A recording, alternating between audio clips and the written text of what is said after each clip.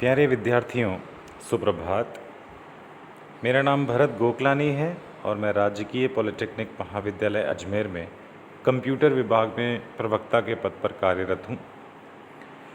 द्वितीय वर्ष के सभी विद्यार्थी जिनका सी प्रोग्रामिंग विषय चलता है, जैसे कि इलेक्ट्रॉनिक्स में 210 विषय कोड, इलेक्ट्रिकल में 208 विषय कोड, इस सी प्रोग्रामिंग में द्वितीय वर्ष में महत्वपूर्ण टॉपिक आज हम कवर करने जा रहे हैं। इस पे लगभग हर साल प्रश्न पूछे जाते हैं। आपने यदि गौर किया हो तो हमारे पिछले लेक्चर्स में हमने फंक्शन नाम का चैप्टर पढ़ा था। फंक्शन सी का एक महत्वपूर्ण हिस्सा है और इसी चैप्टर में फंक्शन में एक टॉपिक है जिसके लगभग हर साल रिवाइज होके क्वेश्चन आते हैं, जो टॉपिक का नाम है call by value and call by reference in C. तो इसके बारे में आज हम चर्चा करेंगे। महत्वपूर्ण इसलिए कि हर साल इसके बारे में प्रश्न आवश्यक रूप से पूछा जाता है। तो सी प्रोग्रामिंग में फंक्शन नाम के चैप्टर में ये एक स्पेशल टॉपिक है, call by value and call by reference. अब यहाँ दोनों के अंतर को समझिए। फंक्शन जब हमने चैप्टर पढ़ा था तो हमने सीखा था कि मेन जो प्रोग्राम है वो जब समाप्त हो जाता है, यानी मंझले ब्रैकेट समाप्त होते हैं, उसके बाद भी प्रोग्राम जो कंटिन्यू रहता है वो हिस्सा फंक्शन कहलाता है।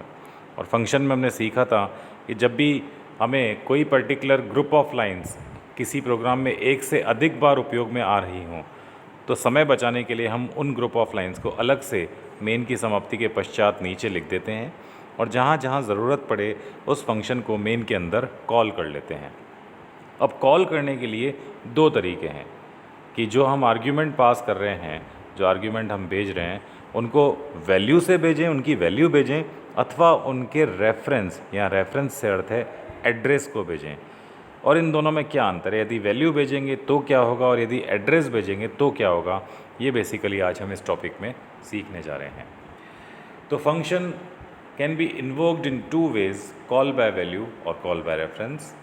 These two ways are generally differentiated by the type of values passed to them as parameters। तो ये जो दो चीज़ें हैं, कॉल बाय वैल्यू और कॉल बाय रेफरेंस, इनमें अंतर बताया गया है कि हम क्या पैरामीटर भेज रहे हैं उससे निर्धारित होता है कि हमें कौन सी कैटेगरी में जाना है।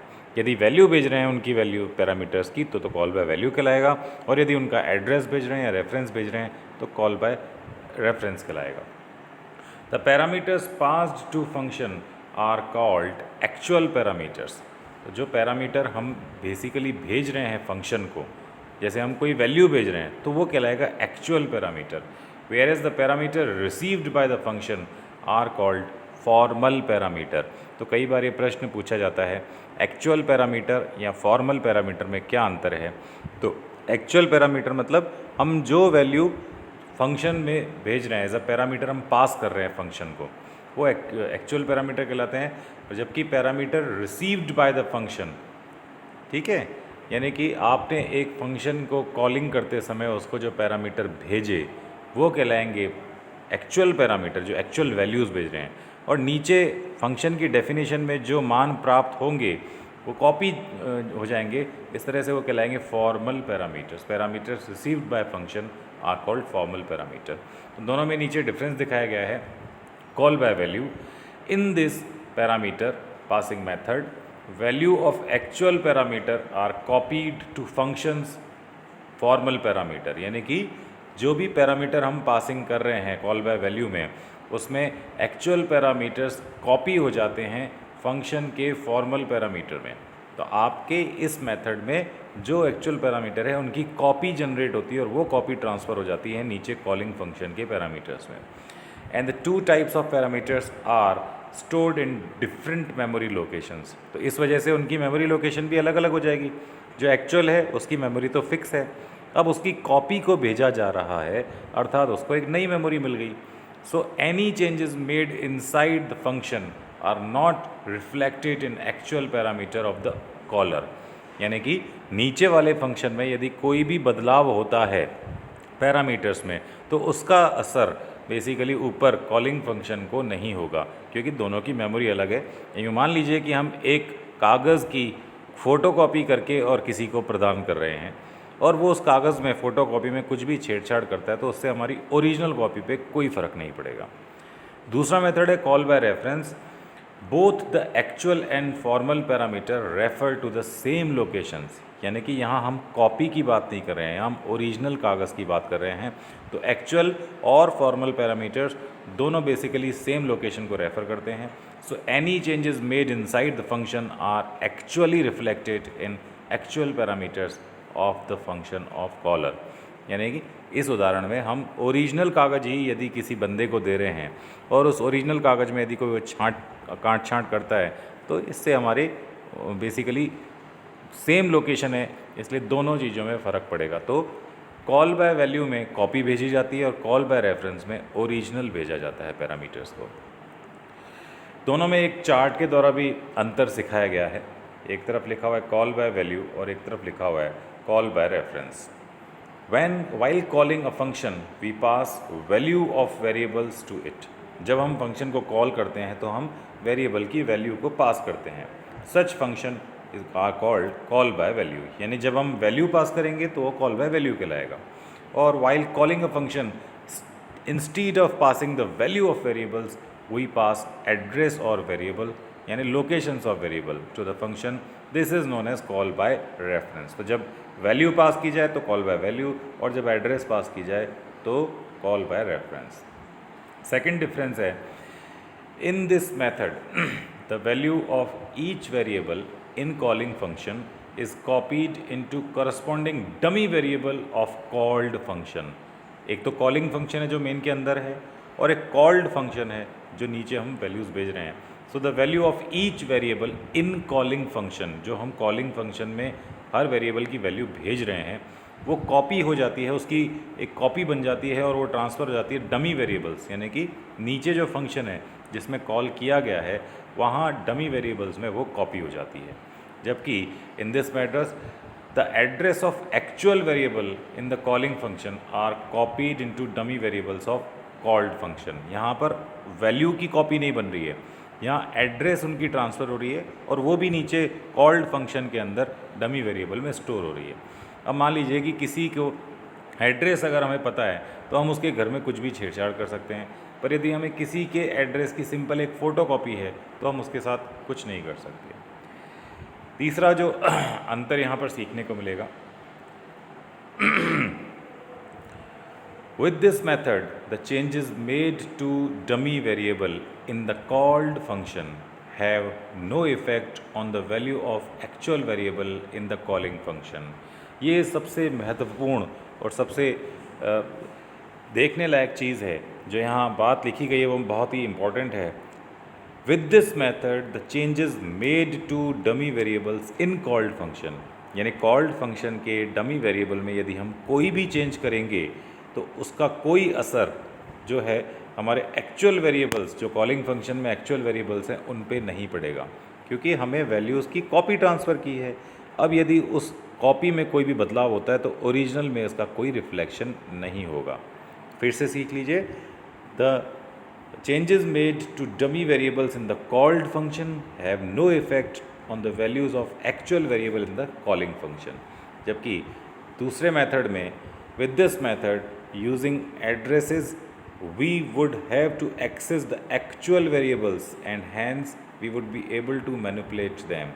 यहाँ चूँकि डमी वेरिएबल्स में एड्रेस गई है, अब उस एड्रेस में यानी डमी वेरिएबल्स में कोई भी चेंज हो रहा है यानी एड्रेस में चेंज हो रहा है, और एड्रेस में चेंज हो रहा है मतलब ओरिजिनली जो वैल्यूज़ हैं उनमें चेंज हो रहा है। तो इस वजह से हम जैसे चाहे मैनिपुलेट कर सकते हैं डमी वेरिएबल्स के द्वारा, क्योंकि उनके पास एड्रेस है तो जो डमी वेरिएबल्स हैं उसके द्वारा हम चेंज कर सकते हैं। अब बात यहाँ आती है कि एड्रेस, जब भी बात होती है एड्रेस की तो यहाँ शब्द आता है पॉइंटर, क्योंकि पॉइंटर ही ऐसा वेरिएबल है जो किसी और वेरिएबल की एड्रेस को स्टोर कर सकता है। इसका अर्थ है कि कॉल बाय रेफरेंस मेथड में फंक्शन के साथ साथ पॉइंटर की स्टडी भी आवश्यक है। दोनों कॉन्सेप्ट मिलकर ये काम करते हैं। एक उदाहरण के तौर पर हम इसको समझ लेते हैं। एक प्रोग्राम बना हुआ है यहाँ पर कॉल बाय वैल्यू और साथ ही बना हुआ है कॉल बाय रेफरेंस। यहाँ इस प्रोग्राम में बेसिकली हमें दो वेरिएबल्स की वैल्यू को आपस में स्वैप करना है। स्वैप यानी कि एक्सचेंज, यानी एक का मान दूसरे में और दूसरे का मान पहले में। तो मान लीजिए कि दो वेरिएबल हैं ए और बी, ए में 10 है और बी में 20 है। हम चाहते हैं कि दोनों की वैल्यू आपस में चेंज हो जाए, ए में 20 आ जाए और बी में 10 आ जाए। अब क्या किया जाए? यदि मैं सिंपली लिखता हूँ a is equal to B और नेक्स्ट लाइन में लिखता हूँ b is equal to a, तो क्या यह काम हो जाएगा? देखते हैं। यदि मैं लिखता हूँ a is equal to B, इसका अर्थ है कि जो b में है वो a में डाल दो। अभी b में है 20, वो चला जाएगा a में, यानी a का मान 20 हो गया। फिर लिखा हुआ है b बराबर a। अब b बराबर a मतलब a का मान b में डाल दो। अभी a का मान क्या है? लास्ट में वो 20 ऑलरेडी हो चुका है। तो जब हम ये स्टेटमेंट लिखेंगे तो b में भी 20 चला जाएगा, तो दोनों की वैल्यू 20 हो जाएगी। तो हमारा ये एक्सचेंज सफल नहीं हुआ, ये स्वैपिंग नहीं हो पाई। ऐसी चीज़ में हमें एक एक्स्ट्रा वेरिएबल की ज़रूरत पड़ती है। मान लीजिए हम एक और वेरिएबल लेते हैं c, जिसमें कुछ भी वैल्यू नहीं है। हम ऐसा लिखते हैं कि c बराबर a बराबर b, b बराबर c। यानी जो a में है वो c में डाल दो, जो b में है वो a में डाल दो, और जो a में है वो c में डाल दो। तो कुल मिलाकर ऐसा लिखने से आपके दोनों वेरिएबल्स की वैल्यू एक्सचेंज हो जाएगी। अब यहाँ हम दोनों मेथड्स में डिफरेंस देख रहे हैं कि कॉल बाय वैल्यू में स्वैपिंग कैसे होती है और कॉल बाय रेफरेंस में स्वैपिंग कैसे होती है, और साथ ही ये भी देख रहे हैं कि दोनों के आउटपुट में किस प्रकार से परिवर्तन आता है। सबसे पहले हम देख लेते हैं लेफ़्ट साइड में जो लिखा हुआ है कॉल बाय वैल्यू। तो ये हेडिंग डाल रखी है हमने, C program to illustrate call by value. ऊपर आप दिखा रखा है कोई भी हेडर फाइल आप जो लिखते हैं हमेशा #include stdio.h। देन आप फंक्शन को यूज़ करें तो फंक्शन की डिक्लेरेशन करनी पड़ेगी। यहाँ हम नॉर्मली एक फंक्शन यूज़ कर रहे हैं जो दो वेरिएबल्स की वैल्यू को आपस में एक्सचेंज करेगा। तो हमने नाम रखा है स्वैप, और ब्रैकेट में आपने दो वेरिएबल घोषित कर दिए, इंट x और इंट y। और ये कुछ रिटर्न नहीं करेगा क्योंकि ये सिर्फ मेन से दो वैल्यूज़ प्राप्त करेगा, उनको एक्सचेंज करेगा, लेकिन पुनः वापस कुछ नहीं लौटाएगा। तो void swap int x int y, यानी स्वैप नाम का एक फंक्शन है जो दो वैल्यूज़ यानी दोनों इंटीजर टाइप वैल्यूज़ मेन से प्राप्त कर रहा है और वापसी में मेन को कुछ नहीं लौटा रहा है। फिर हमने मेन फंक्शन लिखा इंट मेन। यहाँ दो वेरिएबल डिक्लेयर किए गए हैं, int a is equal to 10 और b इज़ इक्वल टू 20। और साथ ही हमने स्वैप नाम के फंक्शन को यहाँ कॉल किया और इसमें वैल्यूज़ भेज दी। तो हम क्या भेज रहे हैं यहाँ पर? Actual parameters. जो 10 और 20 यहाँ से ट्रांसफ़र हुए हैं वो एक्चुअल पैरामीटर्स कहलाते हैं। अगली स्लाइड में हम देखेंगे कि ये फंक्शन, इसके बाद नीचे इसकी व्याख्या है। जैसे ही a और b की कॉपी आगे नीचे कॉलिंग फंक्शन को जाएगी तो किस प्रकार से होता है। फिर वहाँ से जब पुनः आउटपुट आएगा तो उसे हमें छापा है यहाँ पर कि print F a is equal to %d, b is equal to %d, a, b। यानी कि बात कहने योग्य बात है कि वहाँ भेजने के बाद, फंक्शन को भेजने के बाद जब चेंजेस हुए नीचे फंक्शन में, तो क्या उसका असर इस पर्टिकुलर कैटेगरी में कॉल बाय वैल्यू में हुआ या नहीं हुआ। अब ये आउटपुट जब हम देखेंगे अगली श्रेणी में तो पता पड़ेगा।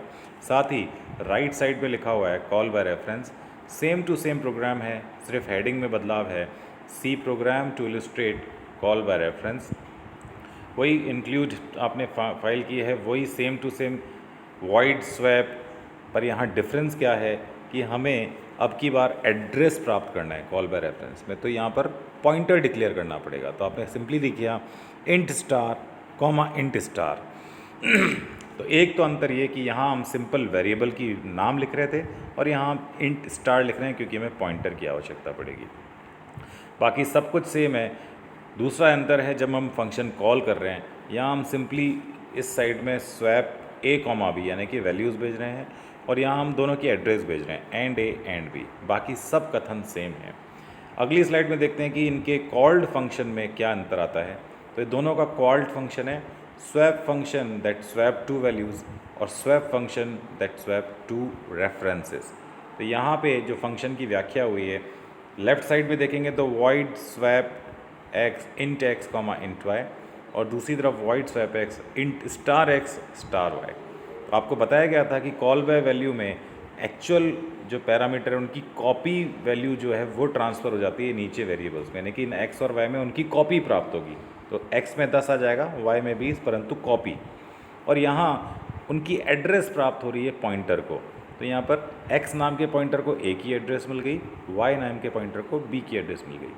देन आपके पास एक टेम्प्रेरी वेरिएबल लिखा है int t दोनों तरफ। यहाँ लिखा हुआ है t is equal to X, X is equal to Y, Y is equal to T. तो नॉर्मली दोनों वेरिएबल्स की वैल्यू एक्सचेंज हो गई। जबकि यहाँ लिखा हुआ है t is equal to star X, यानी टेम्प्रेरी जो वेरिएबल है t उसमें स्टार एक्स का मतलब आपको बताया था कि x नाम के पॉइंटर ने जिसको पॉइंट कर रखा है उसकी वैल्यू। तो x नाम के पॉइंटर ने किसको पॉइंट कर रखा है, a को, और a की वैल्यू है 10, तो t में 10 चला जाएगा। Then star x is equal to star y, यानी y ने जिसको पॉइंट कर रहा है उसकी वैल्यू को x ने जिसको पॉइंट कर रखा है उसकी वैल्यू में ट्रांसफ़र कर दें। तो अब a की वैल्यू b में b की वैल्यू a में ट्रांसफ़र हो जाएगी। तो b की वैल्यू a में ट्रांसफ़र हो जाएगी, मतलब b का मान 20 था और a का मान बन जाएगा 20। तो इस तरह से यहाँ पर वैल्यूज़ एक्सचेंज हुई है, लेकिन ओरिजिनल लोकेशंस पे। तो यहाँ पर जब हम लिखेंगे printf और printf दोनों तरफ लिखा हुआ है, तो ये जो printf फंक्शन के अंदर लिखा हुआ है इसका मतलब है कि यहाँ जो आपने बदलाव किए हैं उन बदलाव के बाद क्या आया, तो यहाँ पर a और b की वैल्यू बदल चुकी है। तो इसका मतलब आउटपुट छपेगा इस printf का 20-10, और यहाँ पर भी 20-10। लेकिन जो पिछली वाली स्लाइड थी अगर हम उसमें गौर करेंगे तो एक बार पुनः कॉल्ड फंक्शन के बाद जब यहाँ लौटेगी आपकी कहानी, तो आपका एक और printf है। तो यहाँ वाले printf में चूँकि एक्चुअल वेरिएबल्स में कोई बदलाव नहीं हुआ है तो यहाँ छपेगा 10-20, और यहाँ चूँकि मेमोरी लोकेशंस पे डायरेक्ट बदलाव हुआ है तो छपेगा 20-10। तो यहाँ आउटपुट का अंतर देखिए, 20-10, 10-20, और यहाँ 20-10, 20-10। ये मुख्य अंतर है कॉल बाय वैल्यू और कॉल बाय रेफरेंस में। उम्मीद है आपको ये चीज़ें समझ आई होंगी। तो ये बेसिकली डिफरेंस देख लीजिए, actual values of x a and b remain unchanged even after exchanging the value of x and y। यहाँ बता रहा है कि एक्चुअल वैल्यूज़ a और b की वही रहेंगी, x y भले ही बदल गए हों। और यहाँ लिखा हुआ है actual values of a and b changed after exchanging values of x and y। In call by value we can not alter the values of actual variables through calling functions, यानी कि कॉलिंग फंक्शन के द्वारा हम जो actual variables की value उनको बदल नहीं सकते, जबकि कॉल बाय रेफरेंस में ऐसा हो सकता है। Value of variables are passed by simple technique, और pointer variables are necessary to define the store address of variable, यानी मैंने बताया था कि पॉइंटर की आवश्यकता पड़ती है। धन्यवाद, आप सभी का दिन मंगलमय हो।